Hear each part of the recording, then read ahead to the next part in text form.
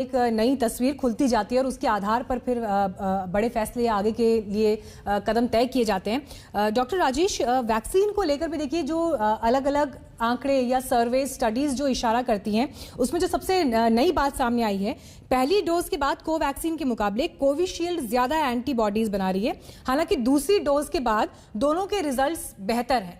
तो अभी तक जितने आंकड़े हमारे पास उपलब्ध हैं, जिनको दोनों डोजेस लग चुके हैं, किस तरह का रिस्पांस आप लोगों ने महसूस किया? आपके पास क्या इंफॉर्मेशन पहुंची हैं? तो ये बात ठीक है। देखिए, अलग अलग वैक्सीन जो है वो अलग अलग तरीके से रिस्पांस करती हैं।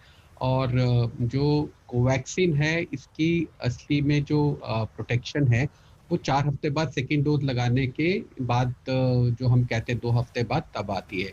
और यही कारण है कि जो कोविशील्ड है उसमें एक डोज के बाद भी जो गैप भी देते हैं उसमें आपको प्रोटेक्शन अच्छी मिलती है। इसी तरह से मैं आपको बताना चाहूँगा, जैसे स्पुतनिक वैक्सीन है, तो स्पुतनिक वैक्सीन की 2 डोज लगती है, लेकिन उन्होंने ये दिखाया कि उनकी स्पुतनिक लाइट वैक्सीन है, उसको अगर 1 डोज भी लगाते हैं तो 3 हफ्ते के अंदर उससे अच्छी प्रोटेक्शन आ जाती है। तो बात ये है कि जो भी वैक्सीन आप ले रहे हैं, वो उसकी इफेक्टिवनेस के लिए आपके पास में ट्रांसपेरेंट डेटा है, और वही सबसे बड़ी बात है जिससे कि अलग अलग तरह की भ्रांतियों को रोका जा सकता है। तो जो भी किया जा रहा है, अभी आपसे डॉक्टर संजय राय ने कहा कि बच्चों पे वैक्सीन देंगे, तो ऐसा नहीं है कि हम ये नहीं देखेंगे कि साइड इफेक्ट क्या हो रहा है, एंटीबॉडीज कब प्रोड्यूस हो रही हैं, उनमें कितनी प्रोटेक्शन हो रही है, उनमें ब्रेक थ्रू इन्फेक्शन हो रहा है कि नहीं हो रहा है। तो हर एक वैक्सीन अलग तरीके से काम करती है, वो उनको आप कंपेयर नहीं कर सकते। एक ही चीज कॉमन है कि सारी की सारी कोविड के लिए इफेक्टिव हैं, सारी की सारी पैंडेमिक में इस समय इसको रोकने में मदद करती हैं, और जो भी आपको मिलती है आप उसमें डिफरेंशिएट नहीं करें, जो अवेलेबल है उसको ले लें, आपको प्रोटेक्शन उसकी प्रॉपर कोर्स के बाद मिल जाए। डॉक्टर, एक सलाह मैं आपसे चाहूंगी, क्योंकि एक इस तरह का केस सामने आया तो वो केस मैं आपके सामने रख रही हूँ। एक व्यक्ति जिसे कोविड होने के बाद वो व्यक्ति स्वस्थ हो जाता है, लेकिन क्योंकि अब अभी कोविड से स्वस्थ हुआ है तो वो इमीडिएट वैक्सीनेशन नहीं ले सकता, उसे कुछ समय के बाद वैक्सीनेशन लेना होगा।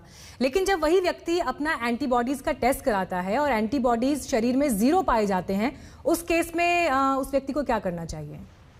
देखिए, ऐसा है कि इन्फेक्शन जो है, जब कोविड की इन्फेक्शन होती है तो ये वायरस बहुत स्मार्ट वायरस है, तो ये कोशिश करता है कि ये हमारे इम्यून सिस्टम को ओवरकम कर ले या उस पर हावी हो जाए।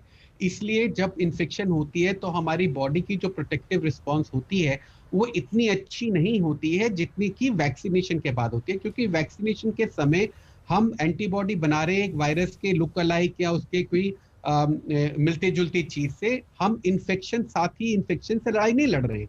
इन्फेक्शन से लड़ाई लड़ने में तो हमारी अलग ताकत जा रही है, तो उस समय पे जो हमारी इम्यून रिस्पॉन्स होती है वो हमेशा वैक्सीनेशन के बाद ज्यादा अच्छी होती है। तो इसमें कोई हैरानी की बात नहीं है कि अगर आपके एंटीबॉडीज नहीं मिले इन्फेक्शन के बाद में। लेकिन एक और स्टडी अभी आई है नेचर जर्नल में, जिसमें ये कहा गया है कि ऐसा भी संभव है कि कुछ लोगों में इन्फेक्शन के बाद जो इम्यूनिटी है वो लाइफ लॉन्ग हो। 2002-3 में जो SARS-CoV-1 हुआ, उसमें कई लोगों के अंदर बॉडी में जो एंटीबॉडीज थी वो 17 साल बाद भी पाई गई।